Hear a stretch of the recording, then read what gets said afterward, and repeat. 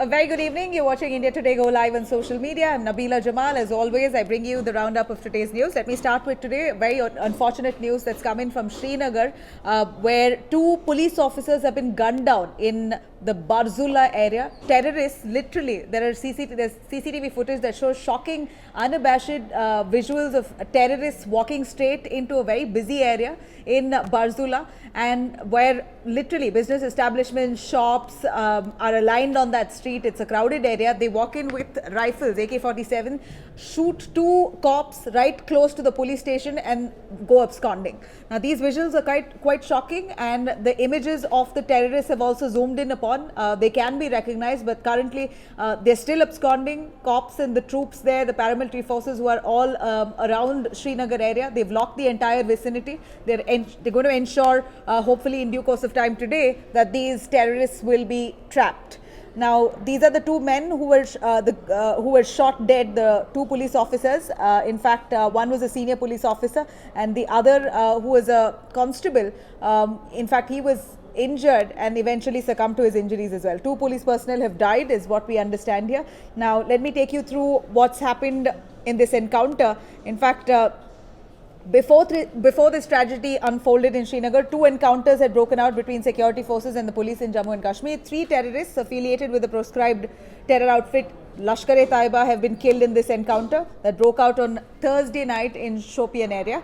And incriminating materials, including two AK-47 rifles, one pistol was recovered. And meanwhile, this is another incident. This encounter happened yesterday. An incident happened today where the terrorists attacked two of the police officers and killed them right there. Now we're looking at 2 years up for the Pulwama attack, and very interesting story has come to fore here. Assistant Sub-Inspector Mohan Lal, who was one of the 40 CRPF Jawans who were martyred in the Pulwama attack, he was the first man to actually spot the IED laden car, and while he tried to stop it, he lost his life. And now look at this spirit that his children have. In fact, Mohan Lal won the gallantry medal winners.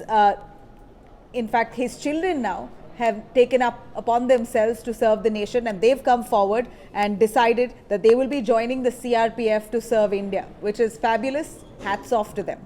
Now, going over to the China and India tensions along the line of actual control, we're looking at a news agency in Russia, and Russia has come out with an article that speaks about India and China tensions, and it clearly mentions that China has lost about 45 soldiers. This is what Russia has said, but China so far has not admitted it. Remember, Russia and China are close allies, they are friends, but yet Russia has admitted it, China themselves have not. In fact, they've even ignored their martyrs. They've even ignored the fact that their own soldiers were died. They've not even acknowledged them. In fact, Russia is doing it. And eventually, China was forced to concede that, yes, they have lost some of their soldiers, but only 5 of them have been killed. Well, Russia says 45, China says 5. I'd like to highlight this, that so far it's been 8 months since the clashes happened in Galwan, and China never admitted that they had injuries inflicted on their side. And now, because of a Russian article, they're forced to commit. Now, here we're looking at India and China holding the 10th round of talks, Corps Commander level talks. Remember, already the 9th round of Corps Commander level talks yielded in results, with the Chinese troops pulling back from the Pangong Tso South area. And now we're looking at another round of talk, the 10th round of talk, where they're going to be discussing, China and India will be discussing other friction points, including Gogra, Hot Spring and Depsang, that are currently, that see tensions, mild tensions there as well. And these, the talks that will happen tomorrow will also discuss these friction points and how pullback can happen gradually and steadily. Now, let me go over to a quick review on the NASA's massive rover mission, the Perseverance rover mission Mars, where they've sent this 6-wheel rover. Remember, it's not a regular rover mission here. This is quite an ambitious project by NASA. In fact, it is one of the most advanced mobile laboratory that they've literally launched in Mars, the red planet, where it will now look into every detail of Mars. They will try and find if there's any life that has ever been existing in Mars. can life ever exist in Mars? Is there water? Is there oxygen? Is there what is the material in the soil? All kinds of details this particular rover that's now landed in Mars will be trying and digging into, and it's going to be it's a mission now for the next decade or so. It's this rover will be fully observing the movement and every single aspect of Mars. So we'll know soon if there is at all ability for life to happen in Mars. And this is the riskiest mission ever by NASA. It's a huge quest that they've carried out. Now, coming back to India, the COVID-19 milestone that we've reached, when we say milestone, the vaccination drive, India has vaccinated 1 crore healthcare workers so far, which is one of the fastest countries in the world. We're looking at several countries barely able to complete 2-3 million, but India has already completed 1 crore vaccines, or the vaccination drive, where healthcare workers, about 1 crore of them have been vaccinated. But yet India believes that the pace is not as much as they believed it to be. They have to still pick up pace, and hopefully in days to come. And the reason to why the pace is not catching up is because there's vaccine hesitancy. There are a lot of the healthcare warriors who are hesitant to take the vaccine because of some adverse events that have been reported in the past. And not just healthcare warriors, now because of them, many of the general public also at large might just have apprehensions. But the government is carrying out outreach programs. They're going to try and convince people and ensure that, convince them that this is safe and this is needed at this point of time in this pandemic. We are also looking at a rise in COVID-19 cases. Remember, Maharashtra is already seeing a surge. We're looking at Kerala as well. Several other cities also looking at a spike in COVID cases. After a drop, we're suddenly seeing a spike. So the government is quite clear that this vaccine is important.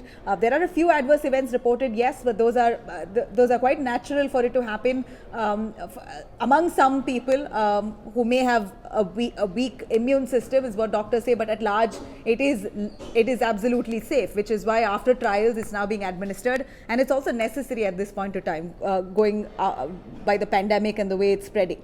So we're looking at least 1 crore vaccines that have already been given out, and this is huge for India. We're fighting this pandemic with full strength. Now let me take you through Maharashtra. Like I said, there was a lot of rumors about a COVID-19 induced lockdown in Maharashtra, another round of night curfew, whatnot. Today the BMC has told very clearly to India Today, the Mumbai Municipal Corporation, that there is not going to be another lockdown. In fact, COVID-19 regulations will be strictly implemented and imposed, but not another lockdown will be implemented. So this is, of course, quite some relief. But of course, these districts, particularly Yavatmal, Akola, Amravati, are quite sensitive right now. They've reported a sudden rise in COVID-19 cases. One of the ministers, Rajesh Tope, also has tested positive of corona. So they're observing all COVID protocols with strict vigilance. Now we're looking at here. Now, speaking of Maharashtra, the Mahagadi government is quite upset that several of the Bollywood stars have actually put out tweets support, or rather in relation to the farmers' agitation, the farmers' protest against many of the foreign celebrities, international celebrities tweeting on the farmers' stir. They condemned it. When Rihanna and Greta put up tweets, they condemned it. Bollywood celebrities, including Akshay Kumar, Amitabh Bachchan, Karan Johar, a few of the likes, condemned it, saying that they must not comment on India's internal affairs and whatnot. Now the Mahagadi government, a Congress leader for that matter, has accused these celebrities of double standard and double speak, and accuse them of taking a pro-government stand. They're saying that the Congress Neta there is saying, if you really have the will to speak on the farmers' stir, why don't you also at the same time speak on rising fuel prices in the country? That's also mandatory. That's also hurting people at large. So speak on that as well. Why are we seeing double standard from these stars? Are they supporting the BJP government, and at what right? Here's what we're looking at from the Mahagadi government. We're looking at fuel prices. Speaking of fuel prices, in some states, including Madhya Pradesh, Rajasthan, the fuel prices have hit the 100 mark. They've gone above the 100 mark, which is, of course, really hurting pockets at large. Now, let me a quick word on West Bengal. We're looking at Amit Shah in West Bengal, a massive rally that's being carried out there. Prime Minister Narendra Modi also will be in West Bengal on the 25th of February. We're looking at Prime Minister Modi's schedule in West Bengal, Tamil Nadu, Kerala and Assam. He's going to be campaigning on all three poll-bound states. So it's going to be quite an exciting affair for the BJP, as their star campaigner is going to be launching a campaign right there. All right, that's it from now. I hope you do have a great day, and I'm going to come back tomorrow with the news and updates. Thank you.